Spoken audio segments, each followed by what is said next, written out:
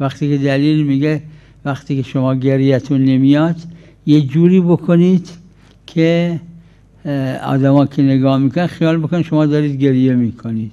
گفتن ثواب داره، روایت داره دیگه.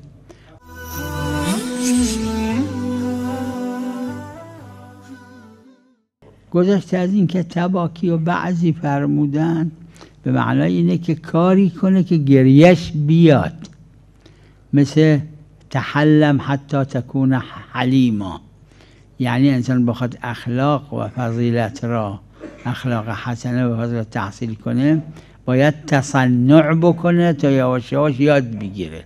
اینم یه معنای تباکی. البته هر دوش درسته، هم اون هم این، چون هر دوش میگن تباکی.